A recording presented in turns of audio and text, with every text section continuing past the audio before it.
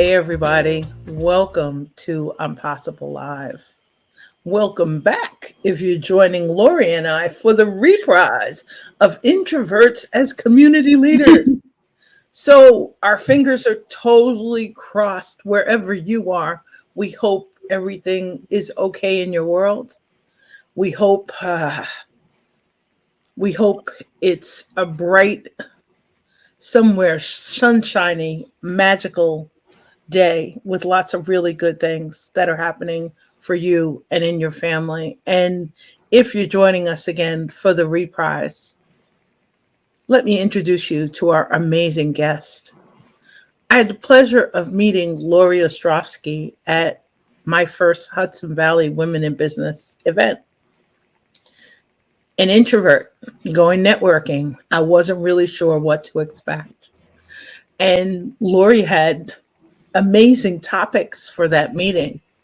And I was really excited to pop in. People kept mentioning this amazing community of women entrepreneurs. And I hadn't had a chance to pop in.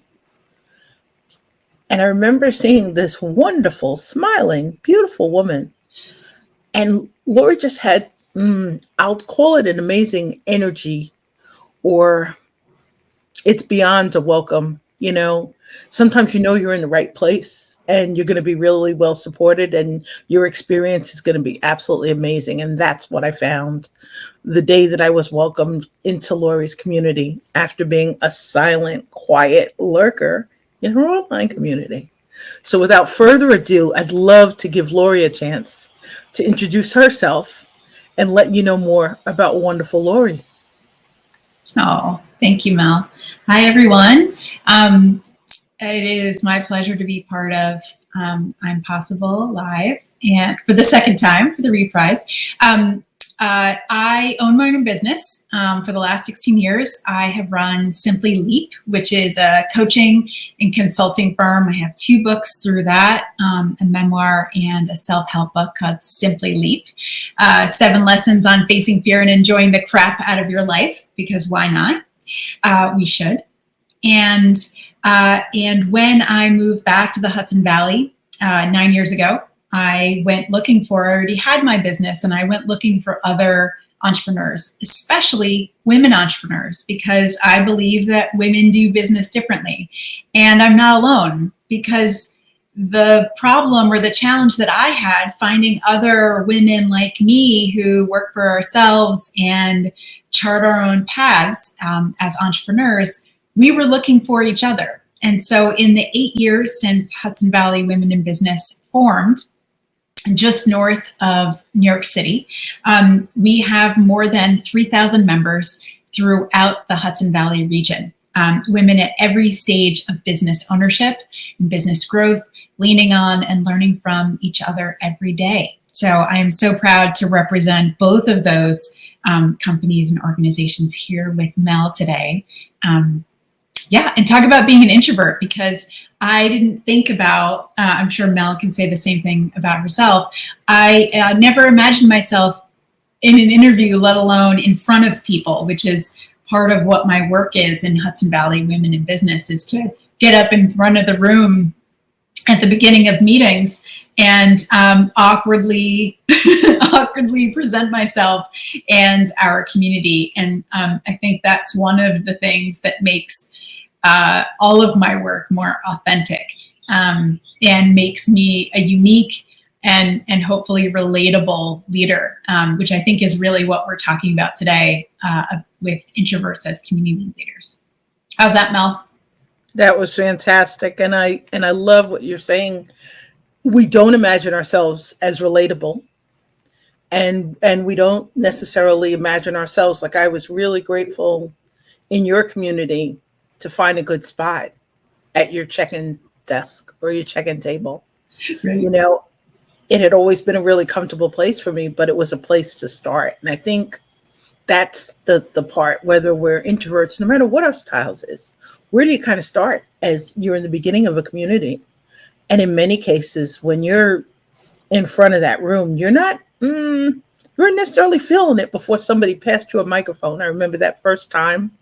And I have to thank Jenny Stevens for an interview about that, about that fear when somebody first passed me a mic and it's like, oh no, I need to speak. I also want to thank Lauree because on Thursday I was giving a presentation in a community I'm part of, and tech glitches started, and grateful, as we would say, for our practice. And I realized the co-chairs of the meeting were no longer there.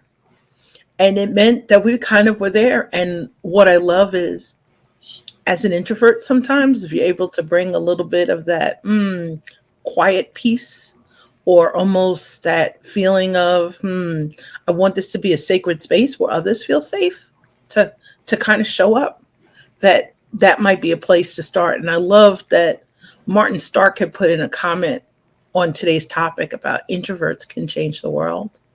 Yes. Normally, we don't normally feel that internal power, Oh, we feel our culture says we have to be big in order to do that, and that is unfortunately not true.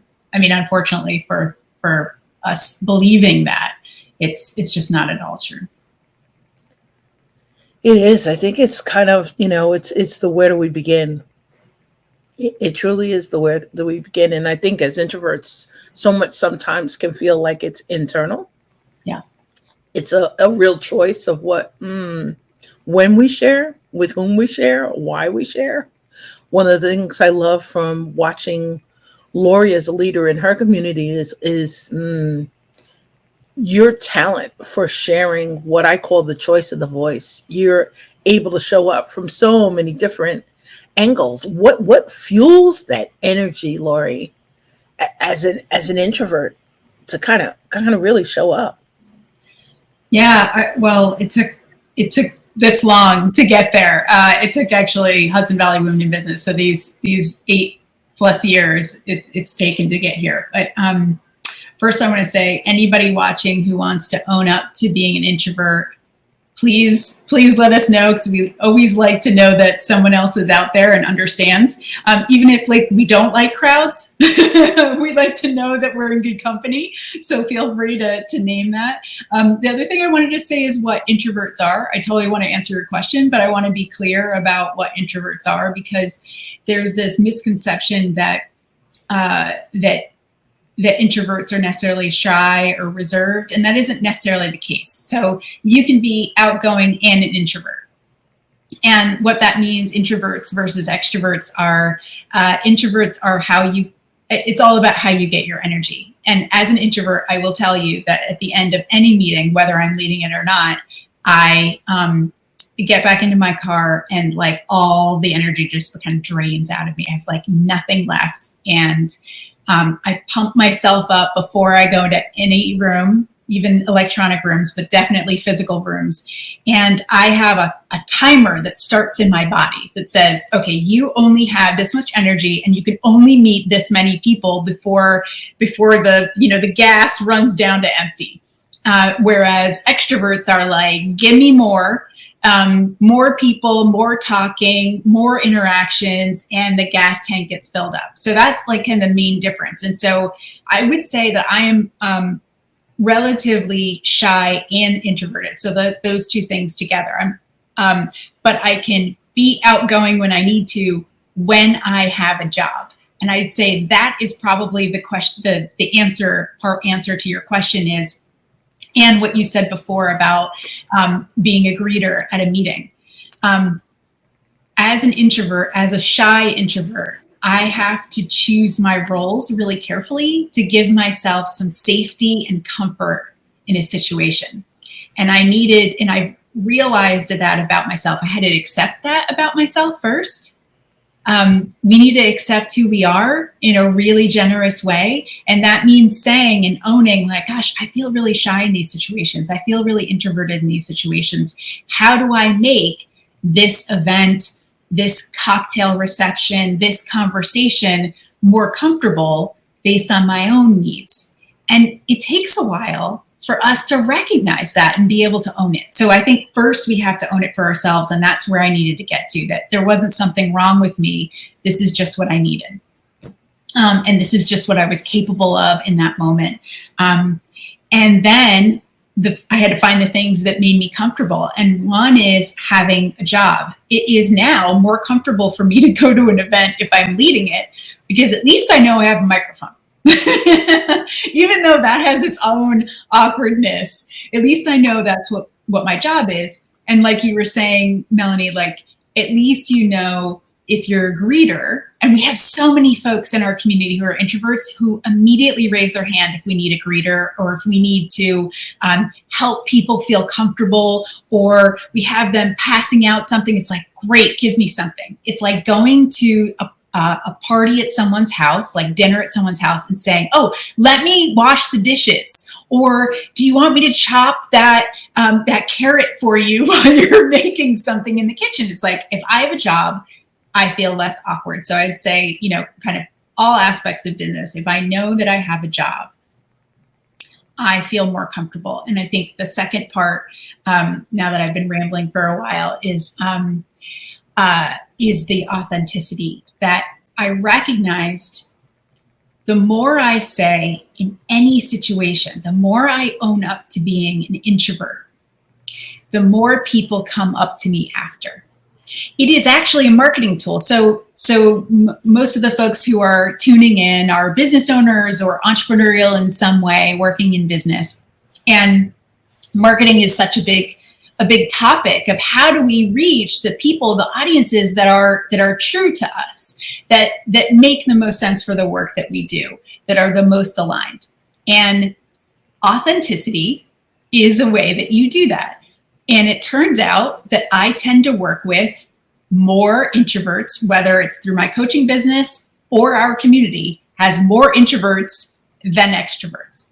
Extroverts are clearly welcome, always, but they tend to be introverts. And so it's hysterical that it's a bunch of introverts that come to events, because we would never go to them. But because I've said up front, hey, I'm an introvert, it makes it welcome that you get to be who you are. So if we as leaders model self-acceptance, there is more acceptance in the room for ourselves and for each other.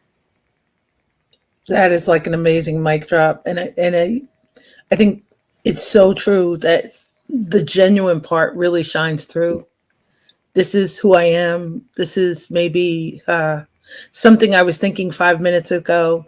This is maybe an area in which I need help in. And I think sometimes as an introvert or as our other roles, raising our hands to volunteer can be a little bit easier. We know there's something else to hold on to. There is another job to be done. And you're helping another really good, kind human in the process, hopefully, or an amazing organization or a solopreneur who we can't be everywhere and do it all. I love what you're saying about the modeling part, because I think that was one of the challenging things, and something that we were starting to touch on in our original discussion about introverts as community leaders. Leadership sometimes chooses us. We don't necessarily choose it all the time. Yes. It's maybe a role that, I noticed it last week. The two leaders who run the meeting were having Zoom issues. I almost laughed because I had the same Zoom issue on Saturday. But, there was a Zoom issue. It was kicking them out of a meeting that they were running. And in that absence, I was like, oh, guess I better get out of my head. Guess I better stop reaching for the notes. Guess I better just remember, stop, take a breath, look ahead, because there's a lot of other people and a bunch of people who are there for the first time, which I think sometimes helps make the role of an introvert a little bit more comfortable. We remember what it was. I can describe 7 years later what it was like to walk into a room with Lauree the first time. You remember your first. And sometimes that really helps in terms of creating a welcoming experience for others, or creating a way that it's easier for them to introduce themselves as new members of a community. And I love watching you do that in your community, especially during the pandemic, when we had to take that pause. And during that pause, I really owe you a thank you. There was a day when, as a community leader, Mel had to figure out how she was showing up in her own community on a day that was a gray day, that was more than a little bit challenging. And I'd had people reaching out to me privately behind the scenes, and I remembered, wow, you've gone kind of radio silent here. And as a community leader, got to remember there's other people who maybe need to hear our voice, need to hear our opinions. So I really want to thank Lauree for being one of 6 amazing people who kind of really showed up to support me on a day when I didn't really feel like going live. I didn't have somebody I appreciate last week was saying to me, gently caused me, he says, oh yeah, you've got chaotic positivity. And I started laughing. We don't always feel that. Life is chaotic. It's complicated.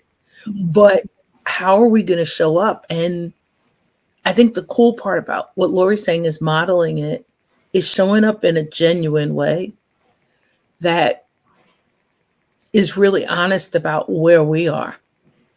And you never know who comfort levels you increase in the process. You never know how easy you just made it for a new person in that community to really feel welcome.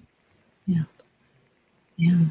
That that modeling thing has its own job attached to it. It's I would say introverts, and typically women, doesn't have to be, but typically women are natural community builders, want to do right by one another.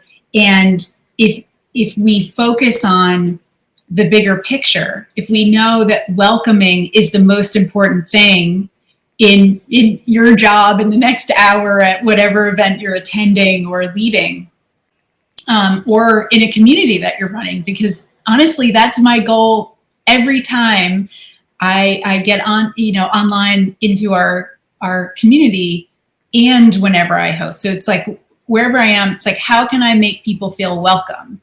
And that gives me a little bit more strength and confidence as a leader, because then it's not about me. And if I can step outside of all of my nerves and awkwardness, I can be more present. And the easiest way for me to step outside of that is not to be a different person. So, because our culture continues to tell us that we just have to be different, we have to be more extroverted, we have to be more outgoing. Well, actually, you don't have to. You don't have to be different. You're okay as you are.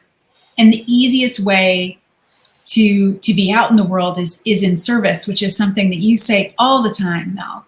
And it helps us feel a little more settled in a situation, online or in person, to know that we have this bigger purpose to make people feel welcome. One of the things that I say at the beginning of in-person meetings to that point is, remember how you felt welcomed the first day that you came to one of our events. Who can you help make feel welcome here? And it's hysterical that introverts will take that as a job, because it means talking to someone, or, someone shy. It means talking to someone, but then you have a job, you have a reason to talk to someone. So the moment you get that job, the moment you are in service, the moment you have a higher purpose, it's easier then to be a leader. And that also relates to what you said before, is that sometimes leadership comes to us, or is bestowed upon us, rather than something that we've kind of claimed and put a stake in the ground, like, yes, I'm going to be a leader now. Most of it, I came at it very haphazardly, and like, oh, I guess I'm doing this now. And it had me ask, okay, well then how do I want to show up? And what is this really about? Well, if I believe that women do business differently, and I believe that it's kind of lonely to start and grow a business with all of it resting on your shoulders, then how can I help people feel less alone? How can I create a space that feels safe to say, I don't know how to do this? Because if you've gone to most networking events, chamber events, even online events, it can feel like I better have it together. I better, be able to hand out my business card, know what my elevator speech is, and be ready. And where's the place when we can say, gosh, I don't know how to hire an employee. I don't know what the first step is to opening a retail space, or I'm scared of answering this email, even though somebody wants to pay me. Like that can be intimidating. Somebody wanting to pay you can feel intimidating. Where's the safe place where we get to say that? And so I get animated because that feels like it's totally not about me anymore. It's about creating a safe space for people to be able to ask the real questions and say, gosh, I don't know, or can you help? And then I feel like whatever I'm doing is worthwhile, and I get out of my own way and get a little bit out of my own head, which helps me lead better. That's fantastic. I think you're also leading to a cool space that I find myself in recently, which is the diversity, equity, inclusion, and belonging space. I didn't realize how much in the process of trying to find safe spaces or trying to create safe spaces that it would lead to really being inclusive and making sure that the doors are open. But I love what you're saying too, because it's a reminder too that there's somebody else around with a question, somebody else around who needs help. And that part, as an introvert, as a role to be able, the of service, I'll be straight up. It came from one of my really amazing coaches. She lives it, she models it daily. And but I love what you're saying, because you're reminding us in that process of helping somebody else, there's an opportunity to be an ambassador, kind of help somebody create or build what I call like living bridges. Somebody, felt a little isolated, and you're helping them find a bridge to an answer, just discover a path, or maybe somebody who can help them find a solution. But it's also sometimes there's an invitation in there to become an ambassador. And I love that you really model that in Hudson Valley Women in Business. And I remember being in the chamber years ago and becoming an ambassador, not really sure what the role was about. And one day, a lovely gentleman, Daniel O'Brien at the Orange County Chamber of Commerce, Dan said one day to us, he says, "You're here to help people find answers. You're here to help shorten the learning curve." And it really made sense. It wasn't part of the orientation. It wasn't really part of the handbook, but it was the reminder to kind of be receptive, or kind of to be open. And I think that's what sometimes as an introvert can seem difficult based on what the role or the seat is that we have in the room. I love what you're reminds me of, because when we look at it in communities, people are really looking for a chance to belong. They're looking for an opportunity to be seen, to be heard. In some cases, they're hoping to be recognized, whether it's for problems they help either solve, for talents that they have.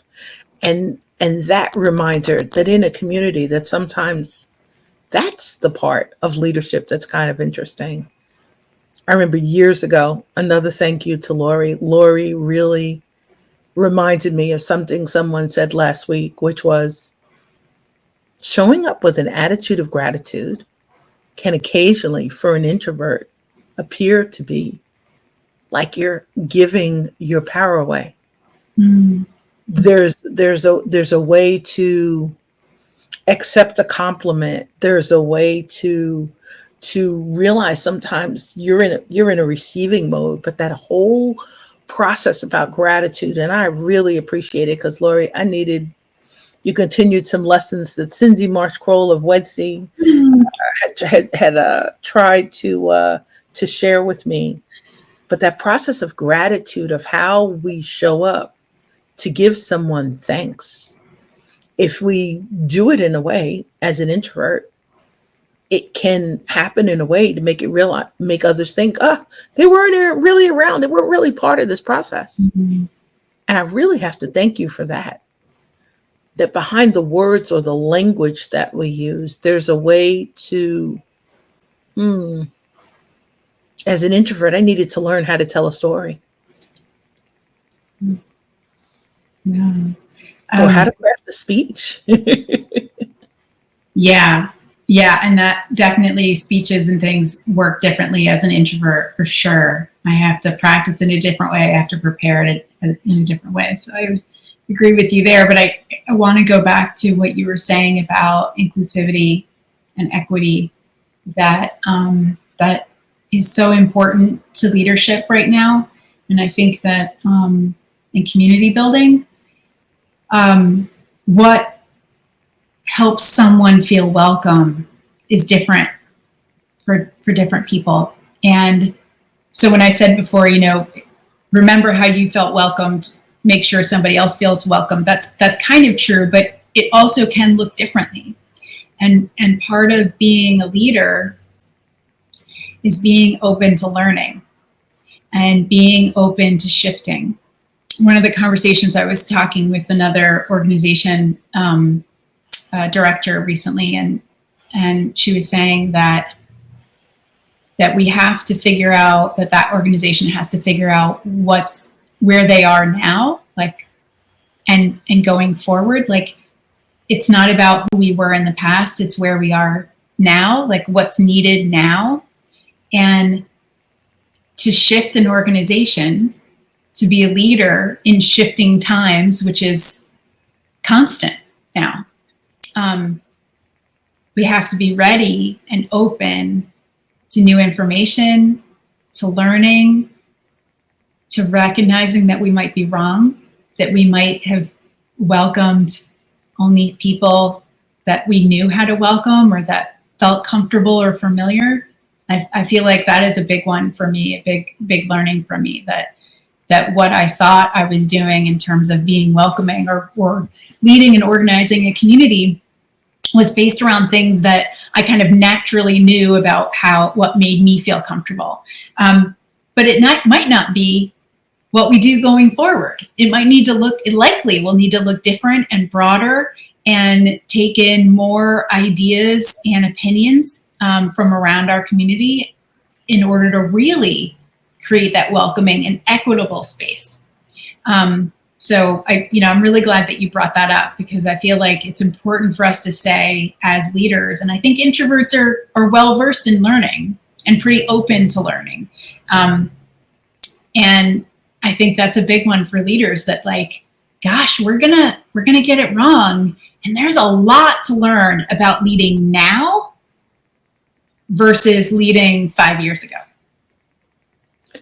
I think it can also be challenging that in many organizations, it's based on feedback, or it's based on a survey, or it's based on a past experience. One of the challenges, I think, is as leaders sometimes is need to feel a little bit, and I'm delighted Eva's joining us, who works with youth. And Eva, one of the gems from the School of Performing Arts many years ago, who always made many of us feel welcome, who weren't really sure how to express ourselves back then. Mm-hmm. And I think that need to, in leadership, be not always historical, but the real reminder to kind of be consciously and presently aware of what is happening now, and conscious of what needs to happen next. Because otherwise, I think people don't really feel well supported. They're not sure of the culture of innovation, for example, or when it's time to be creative, or when it's time to be helpful, and when it's time to participate. And other times when they see something happening and really it's time to jump in and take a more active role. I was at an event, and one of the leaders of the event had a really, his leadership style wasn't conducive with helping others learn is probably the nicest way to say that. He wasn't a born teacher. He was the social leader.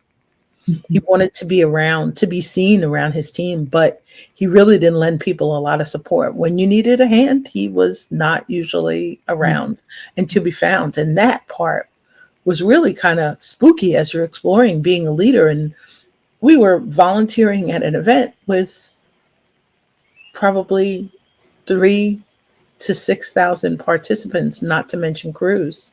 And this gentleman was in charge of everything that happened on the road. And you usually could find him on a blanket or on a piece of grass, sitting down having a conversation with somebody without a walkie talkie nearby, without an eye on communications or what needed to be happen next.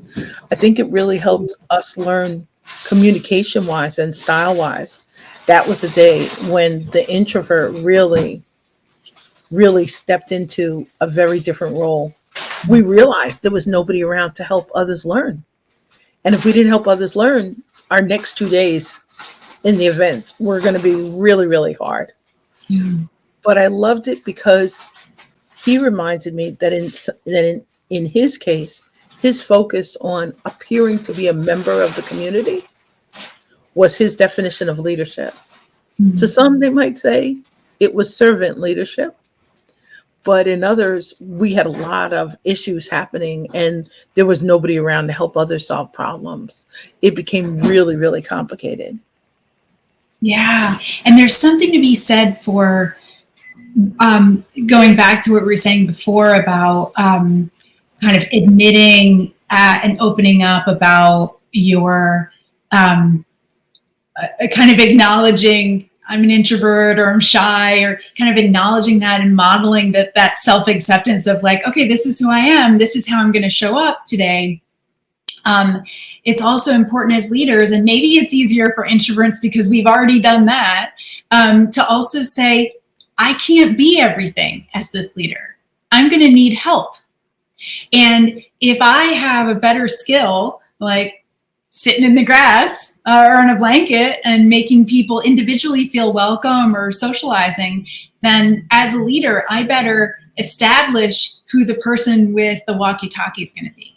I better own that and say, okay, who's the second in command here? Who's my co-host that's gonna logistically get it together? Because otherwise, as you're saying, you're kind of letting it drop and letting somebody else to find it. And as leaders, if we can admit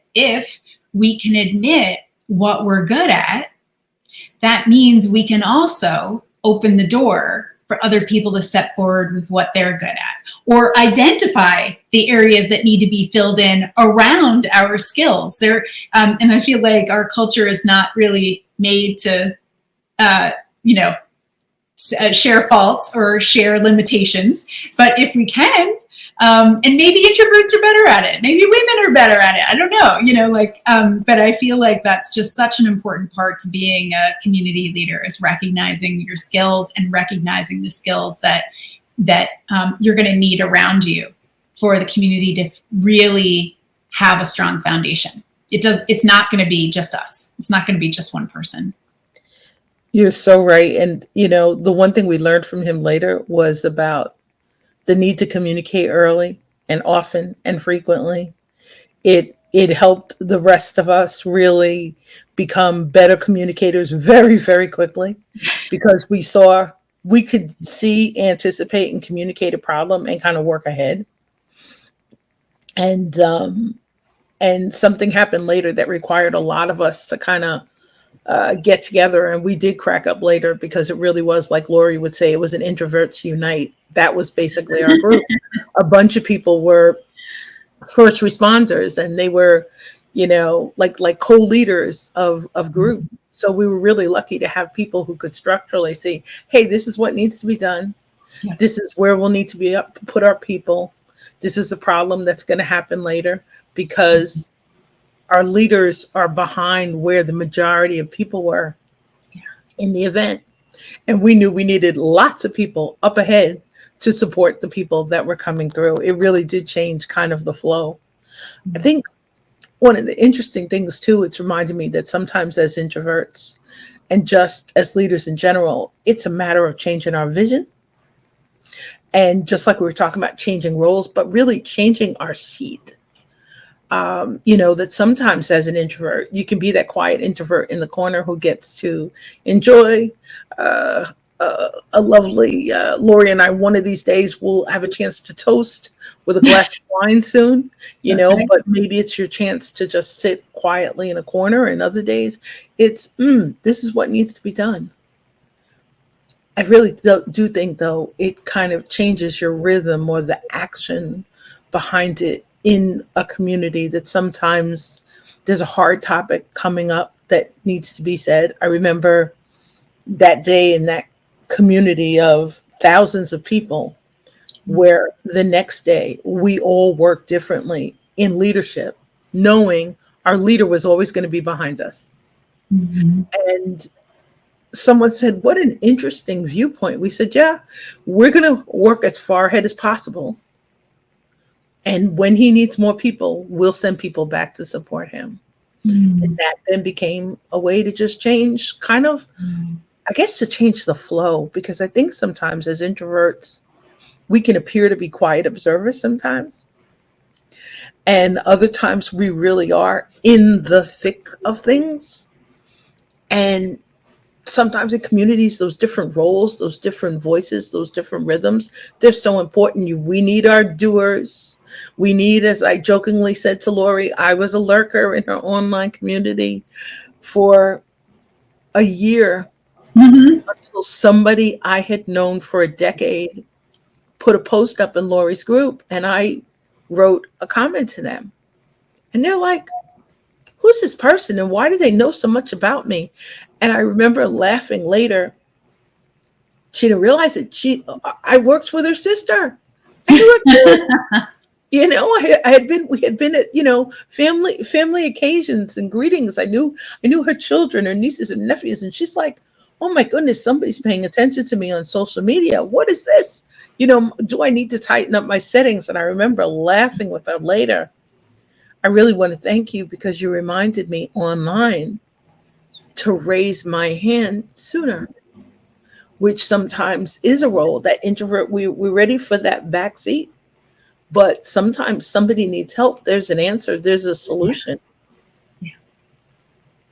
You're absolutely right. I mean, on a couple levels, like it was easier to build the community than I now lead because most of it was online. And people then thought I was extroverted, but I was in my pajamas in a room by myself. And that was way easier to be extroverted. I could be extroverted all day long online. Being extroverted in person is a very different thing. So, so recognizing the mediums where it's easier for you to connect is important. But I think that, what you're saying is so important that, that it's okay to lurk and take in, and that one of our superpowers as introverts is that we are seeing something and hearing something that someone else may be missing, that it's likely being missed. And so it's to recognize that there is a unique gift that we have to give as introverts, and that's needed by every community. What we have is needed. And so even if someone hasn't asked you yet, we need you to raise your hand. We need you to say, "Hey, did you notice that this person didn't feel welcome?" Or that folks are kind of lining up outside of the door, and maybe someone can walk back and talk to them while they're still in line. That maybe we need to send a follow-up note, or maybe our letter can be worded differently. There's ways that there are things that we notice as introverts that extroverts may miss in their desire to connect. And from our vantage point and from our sensitivity, we really have information and skills to share that are needed. And I hope if you're watching here and are standing back in whatever circles you're in, let this be an invitation for you to raise your hand in some way and share what it is that you're seeing, because it's likely that others are missing it and need it. Sometimes I think, just like you're saying about the raising your hand, that it's really good too when you're raising your hand and you're trying to communicate also with an extrovert, that in the midst of a heavy, large event is not necessarily the time to do it. Hopefully there's a debrief. Yes. Hopefully there's a volunteer coordinator. There's a way to shorten check-in lines. There's a way to kind of speed up things when you need to, from a timing perspective, and sometimes from an accountability perspective. But I love what you're reminding us of, is it really is about the view, and it's about the choice of when we really decide to show up fully as ourselves. And one of the challenging things I think about that is, it's a reminder to do that whether you're the leader or not, Yes. no matter what your role is, and to accept the invitation and the welcome. And really, Lauree, long overdue thank you for some really incredible and kind of game changing support, because I think watching your vibrant community in all of its incarnations, it's challenging when it's live and it becomes virtual and it's hybrid and it's mixed, and here's where my voice is, and here's where my energy is, and here's how I'm introducing future leaders in the community also. But I think you've done an amazing job with that too, also by offering different membership levels in your community. Yes. Thank you. That I'm so beautiful glad to smile. be having this conversation with you today. It was I great. am I am too, and I'm excited too, because I know you have an amazing summer soiree happening. So what's next for you and Hudson Yeah, Valley Women in Business, as you're celebrating summer? that's right. That's right. So a week from today, Monday, July 17th, we're having an in-person summer soiree, our big event of the year, and we're at this gorgeous estate near Highland, and there will be food and beverages and mud masks and headshots and swag bags and some movement and an ice cream cart. I mean, really anything and everything that you can imagine. Um, and I hope to see lots of folks. Our tickets are selling, which is wonderful. We have a portion of all of our tickets are going to our nonprofit partner, Girls on the Run Hudson Valley, which does an incredible job giving entrepreneurial and confidence skills to girls, middle school age girls, and serves all the same counties that we do, which is awesome. And we also have, I'm not wearing it right now, but we have a Hudson Valley Women in Business necklace that we've launched. Yes, Eva, there is a link. And it's hvwib.com/events. I think we're going to post that shortly, and would love to have you there. And it's going to be really special. But we have a necklace as well that we launched, and a portion of the proceeds from that necklace, which is gorgeous in this orange opal shade to match our Hudson Valley Women in Business colors. A portion will also go to Girls on the Run. So we have lots of ways to participate, even if you're not local to the Hudson Valley. Please consider getting a necklace. That's fantastic. And I think one of the lovely things about that is the real reminder not to just support the current generation of leaders, but to take really good care of that next generation of Yeah. leaders, because we don't know what kind of support, and to help start building resources Yeah. to finance that, and to take really good care of that. And Lori's got an absolutely amazing directory, Mm-hmm. and in her directory is a really good way to find access to other resources in the Hudson Valley, and really to reconnect with an amazing community of entrepreneurial women. What I love is watching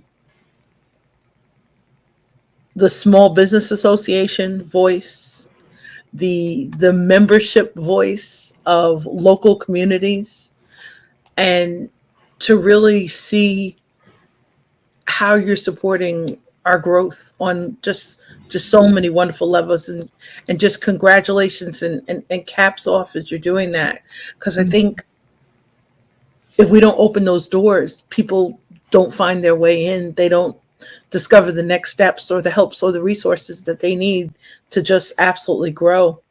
And Eva, definitely, definitely. And Yes. thank you so much for your support. Links are here, and Eva's volunteering to share them with her cohort. Yay.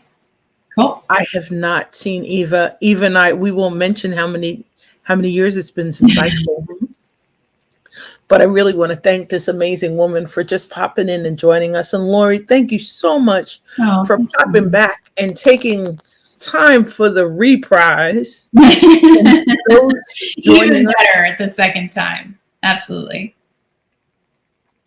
and to those joining us for the replay and live. And thank you, Eve Voyaveda, for our wonderful facelift of graphics. Yes. And Eva is laughing out loud. I know, Eva, we'll have to have a virtual high school reunion one of these days, to kind of bridge the gap. But I really just wanted to thank you all for joining us live today, and for replays, and for popping in again to learn a little bit more about Dynamic Lauree and their amazing community. If you're local to the Hudson Valley, it is so worth a trip to check out her amazing organization online, on Facebook, on Instagram, on LinkedIn. Come on, come in. We promise not to bite, because, as Lauree says, women do business differently. Wherever you are today, really just hope that you're staying safe, staying well, staying inspired, and staying in touch. And we hope you have a magnificent day. Thank you so much for joining us today. Take great care. Be well.